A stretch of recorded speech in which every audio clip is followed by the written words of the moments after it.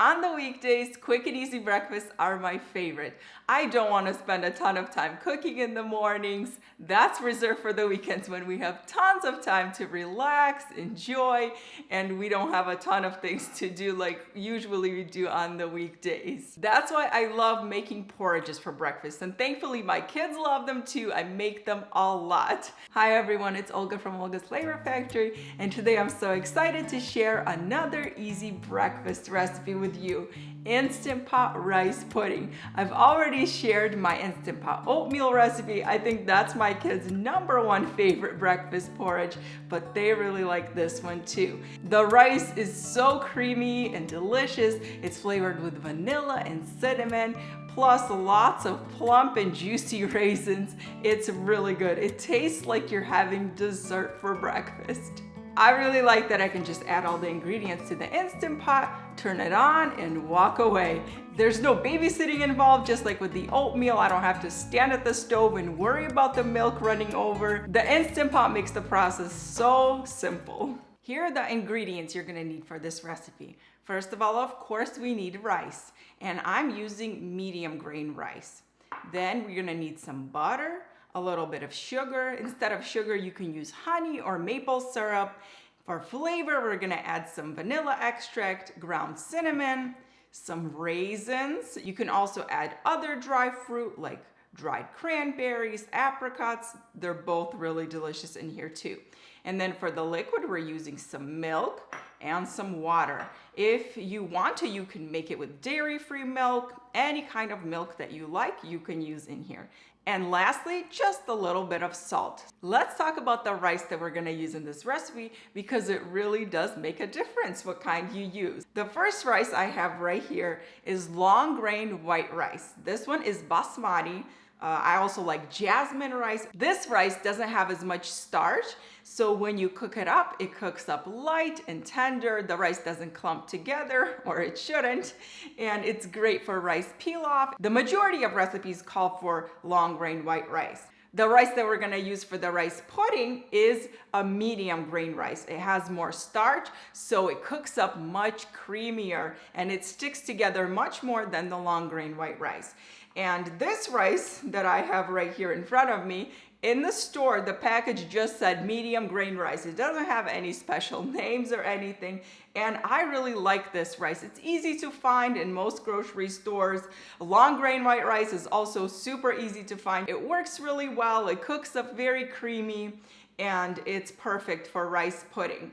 Another medium grain rice is arborio rice. That's more of a specialty rice, and it's harder to find in grocery stores. But you can find it a lot of times, especially in specialty grocery stores. More stores are selling them these days. And this is a rice that's great for risotto and things like that, because it also cooks up very creamy and starchy. Even though both of these are medium grain rice, the arborio rice is a little bit flatter. And they do have a slight texture difference when they cook up, but they're also both creamy and starchy when they cook. You can use both of these options for the rice pudding, but they are gonna have a slight texture difference. My personal preference is this one, the one that's just plain medium grain rice. I don't recommend using long grain white rice for rice pudding, because it's not going to cook up and have that silky, creamy consistency. It's gonna have more of a soupy texture. It's not gonna be homogeneous like the medium grain rice. So you can use it in a pinch, but for the best results, medium grain rice is the way to go. I'm using my 6-quart Instant Pot for this recipe, and this one is super easy. All you're gonna do is dump all the ingredients in there one by one and turn it on and walk away. I always recommend having multiple sealing rings for your Instant Pot, because the sealing ring will absorb odors. I use the sealing ring to make yogurt, oatmeal, rice pudding, rice, things like that.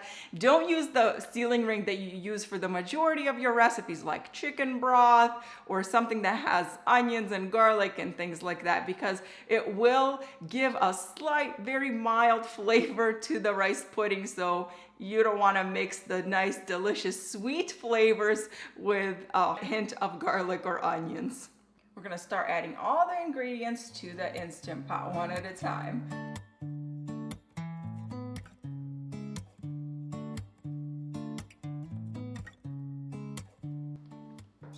mix up the cinnamon a little bit. Doesn't have to be perfect because we're gonna mix it up later anyway.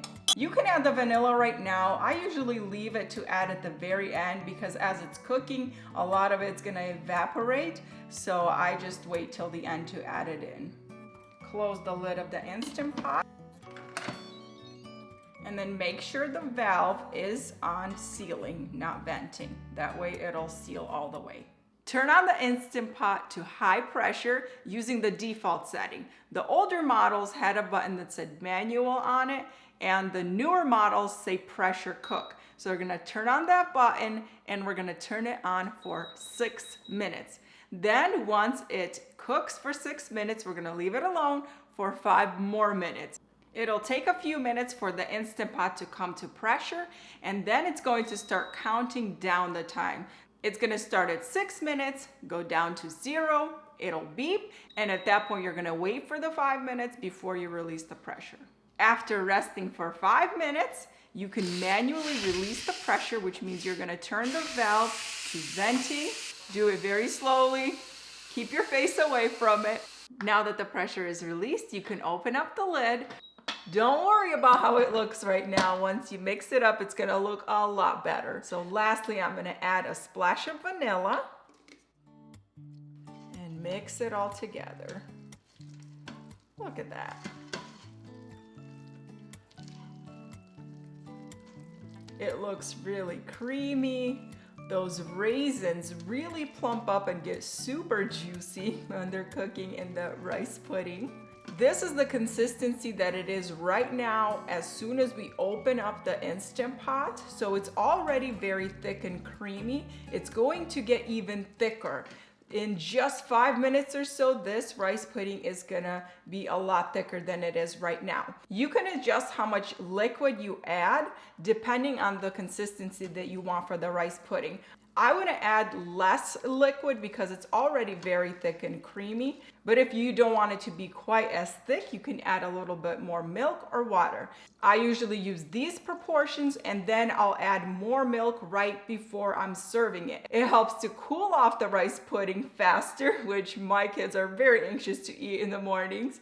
And it also helps me to get just the perfect consistency that we want.